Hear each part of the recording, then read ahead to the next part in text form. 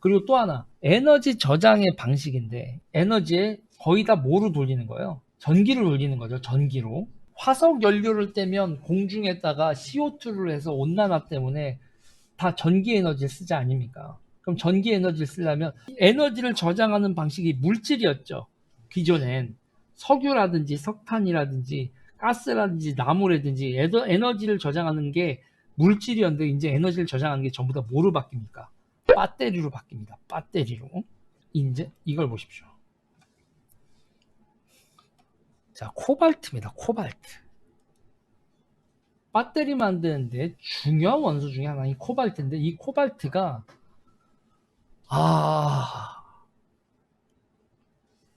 전 세계적인 배포 이게 좀 이상합니다.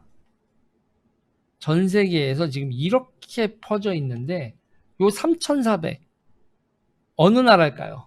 석유가 어마어마하게 지정학적으로 문제가 있었던 자원이었듯이 이 자원도 또한 어마어마하게 지정학적으로 문제가 될 가능성이 높다라고 얘기가 나오는 자원이 지금 코발트예요. 콩고입니다. 콩고.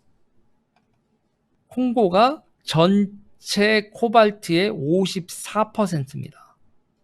콩고가. 여기 지금 코발트하고 리튬 가격인데 이 코발트 가격 보세요, 여러분. 선물 투자하신 분들 보십시오, 여러분. 우와, 이야,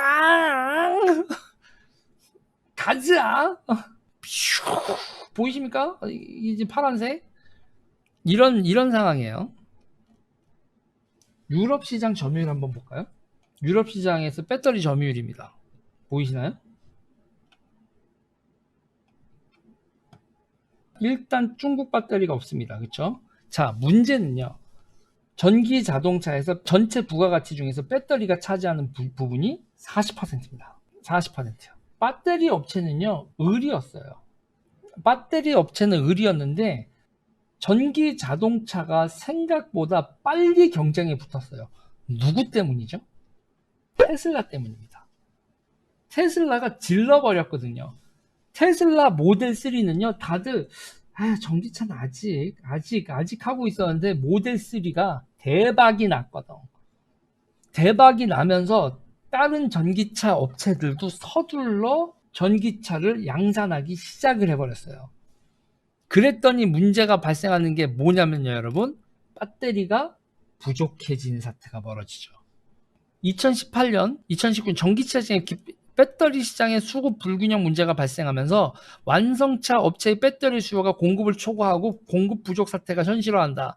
벨기에 아우디 전기차 공장이 배터리를 공급받지 못해 생산 라인을 단축 운영해야 되는 상황이 오고 LG가 10% 가격 인상합니다 하는 일이 벌어집니다. 우리 10% 인상합니다 이런 일이 벌어지고 LG 주가는 이게 여러분 가불이 변하는 거죠. 있잖아요, 여러분. 테슬라가 모델 3 지르고 쭉쭉 치고 나가기 전에는 다른 나라들이 조율을 하고 있었기 때문에 배터리가 을이었거든요. 배터리가 을, 전기차가 갑이었는데 전기차가 갑자기 을이 되고 배터리가 갑이 돼버린 사태가 변해버린 거죠. 이랬더니 무슨 일이 벌어지냐면요, 여러분. 폭스바겐이 배터리를 직접 만들겠다고 나오는 겁니다. 폭스바겐이 배터리를 직접 만들겠다. 슬로건 Electric for All, 모두를 위한 전기차. 2019년 9월에 전기차 배터리 셀 파일럿 라인을 가동하기 시작한다. 전고체 연료전지 기술 개발을 위해 미국의 퀀텀스케이프와 공동 연구를 진행한다. 짤츠기터라는 도시에서 시작을 합니다. 짤츠기터. 여기 보이시면 이렇게 돼 있죠. 여기가 짤츠기터고요. 쭉 보면 여기 하노버 있죠. 하노버 볼프스부르크. 여기 하노버 볼프스부르크 요기 사이에 여기입니다. 짤츠기터예요. 자, 위치 잘 보셨죠? 여기에다가 생산 기지를 해서 스웨덴 배터리 업체 노스볼트하고 배터리 생산 기지를 만들고요. 그러면서 이제 2023년에 16기가와트 이쯤에 뭐 이렇게 쭉 계속 생산 늘려나가는 거예요. 근데 여기서 보면은 볼프스부르크에 폭스바겐 본사가 있고 하노버 쪽에 전기자동차 생산 기지가 있잖아요. 그리고 거기 철강 회사가 짤스기터에 있는 겁니다. 다 연결해서 이걸 뭘 만들려고 하냐? 폭스바겐 E-클러스터, 그러니까 산업단지를 만드는 거예요. 콘체른, 그렇게도 부를 수 있죠. 클러스터를 만드는 겁니다. 이제 다시 보시죠.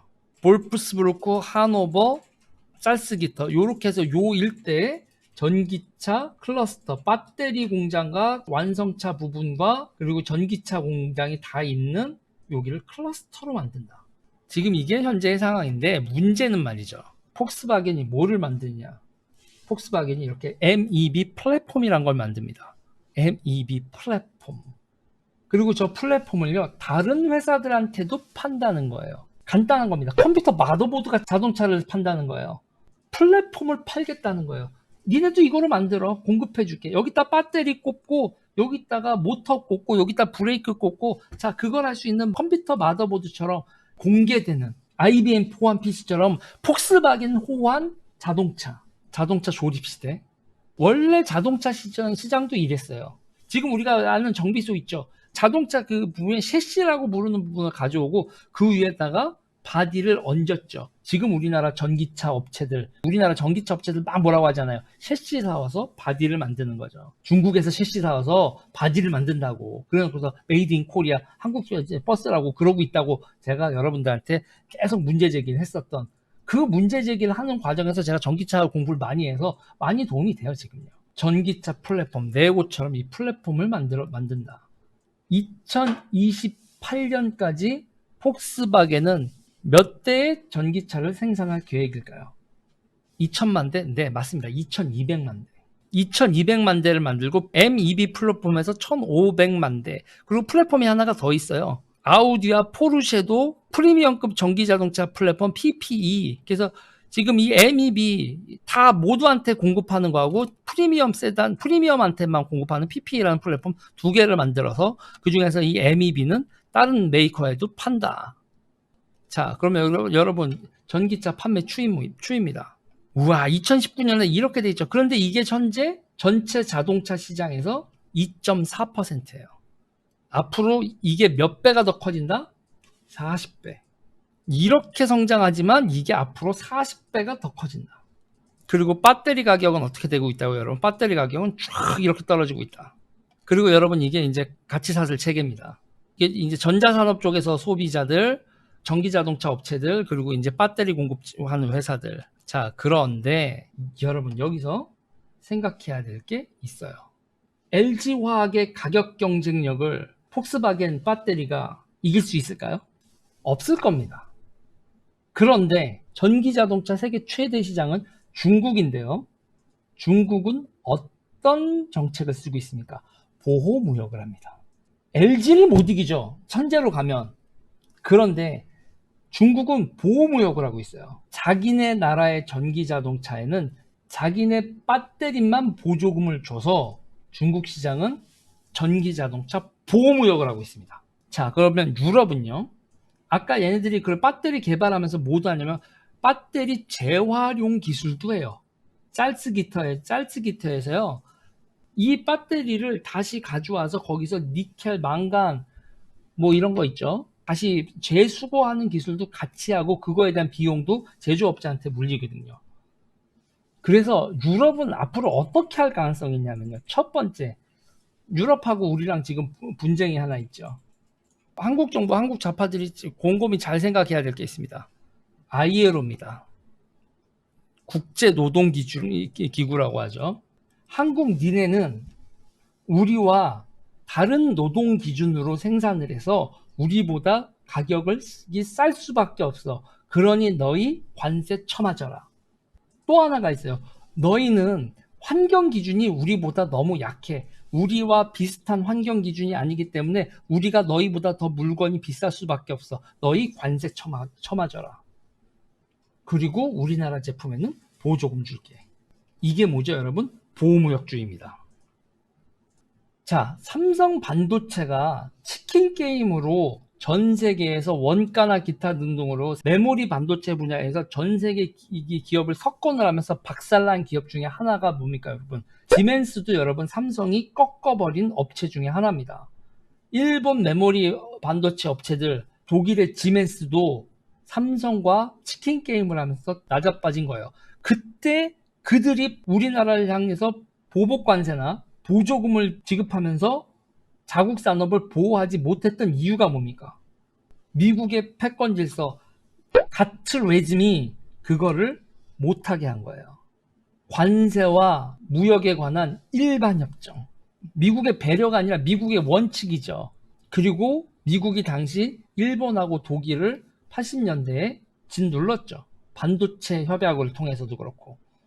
전 세계가 보호무역주의로 간다면 폭스바겐이나 이런 쪽에서 이런 배터리 부분을 포기를 할까요? 포기 안 하겠죠. 그러면 우리는 저기하고 자유무역 협정이라고 하지만 그러면 우리가 노동과 환경에 대해서 원칙을 지킨다면 우리 제품에 대해서 보복관세 맺지 않으리라는 보장은 어떻게 받을 것이며 결국은 이런 규제를 피하기 위해서 기업들은 어떻게 될 수밖에 없어요. 현지화를 하겠죠. 현지화도 각이 나와야 하는 거 아닙니까? 그리고 지금 이 상황에서 코발트가 됐건 니켈이 됐건 망간이 됐건 이런 자원들이요 여러분 결국은 그런 자원은 어떻게 구해지겠어요? 지정학적 역학관계로 구해지는 겁니다. 자원이. 교역은 그 지정학적 문제가 해결이 된 다음에 교역이 벌어지는 거죠. 지금 다시 지정학의 시대입니다. 세계가 만약에 이렇게 블록 경제라고 하고 보호무역주의로 간다면 우리는 어떤 선택을 해야 됩니까? 특정 블록에는 소속이 돼야겠죠. 그래서 지금 미국 형님들이 EPN이라고 만들었어. 니네 가입을 해 라고 하는데 우리는 거기 지금 아직 가입 안 하고 있어요. 미국의 경제블록에도 가입 안 하고 중국의 경제블록 그것도 존재할 수도 없는 것 같고 유럽도 경제블록화가 된다면 우리는 어디다가 물건을 팔릴 수 있게 됩니까? 물어보는 거예요. 여기서 있잖아요. 민족해방론이라든지 통일이라든지 2020년 현재 외교는요 여러분 제가 다시 말씀드리지만 자원과 시장을 확보하는 게 외교의 기본입니다. 지금 북한이나 중국을 향한 이 문재인 정부의 말 같지도 않은 외교를 통해서 우리가 지금 배터리 얘기를 하면서 여러분 뭐가 결핍되어 있어요?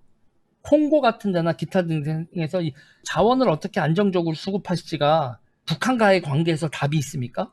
시장을 확보하는 게 북한과의 관계에서 답이 있어요? 지금 우리는 자원과 시장을 확보하는 두 기본이 망각되어 있다니까. 중국의 1대1로 참여해서 여러분 시장과 자원이 해결이 됩니까? 중국이 우리한테 시장을 열어준대요? 인도 형아들이 패싸움에서 쉽게 밀릴 것 같지 않던데요? 좌우의 문제가 아니에요. 중국의 1대1로는 인도 형님들이 브로킹을 친 겁니다. 그리고 중국은 적을 너무 많이 만들었어요. 그렇게 적을 많이 만들어놔서도 본인들이 다 제압을 할 수나 있으면 말을 못해. 중국이 어떻게 그 많은 사람들을 다 제압을 합니까? 답 없어요. 역사 시간에 다 배운 겁니다, 여러분. 제국주의 국가들이 식민지를 왜 개척을 했다고요? 자원과 시장을 확보하기 위해서죠. 식민지가 없어진 다음에 우리나라도 간단하게 생각해 보세요. 밖으로 해외 시간을 돌렸을 때 가장 확보해야 될 건 자원과 시장. 그리고 자원과 시장을 확보하는 것뿐만 아니라 그러면 기본적으로 갖고 있어야 될 능력이 뭘까요, 여러분? 다른 나라 사람들이 사줄 제품이 있어야겠죠. 제품. 특산물과 제품이 없는데 시장이 있으면 뭐를 하고 산업이 없으면 원료도 필요 없고 시장도 필요 없잖아요. 그러면 쫄쫄 굶고 살아야지. 에브리바디 한반도에 모여서. 여러분 이거 재밌으셨나요? 가치사슬체계 뭐 전기차 시장 뭐 국제시장 쭉 얘기했는데 여러분 재밌으셨어요? 산업 경쟁력을 유지하는 게 기본이고 산업 경쟁력을 유지하기 위해서는 교육과 뭐 기술 기타 등등도 필요하지만 외교로서는 시장과 자원을 확보하는 거고 교육으로서는 능력 있는 노동자를 확보하는 거고 연구개발을 통해서 항상 앞서 나가려고 노력을 해야 되고 금융을 통해서도 기업의 안정적인 운영을 위해서는 금융이 잘 가야 되는 거고 하나만 묻겠습니다. 문재인 정부 하에서 자원과 시장을 지키는 외교를 합니까? 교육을 제대로 합니까? 금융이 제대로 돌아갑니까? 기술 개발이 제대로 됩니까? 산업 육성이 제대로 됩니까? 기대 많이 했는데 실망이 이만저만이 아닙니다. 문재인 대통령님. 여기까지 하겠습니다. 재밌으셨다면 좋아요와 구독 눌러주시고요. 구독자 너무 빠져? 몰라? 그래도 나는 그냥 이렇게 퐁당퐁당 할 얘기 다 하고 살 거야. 안녕.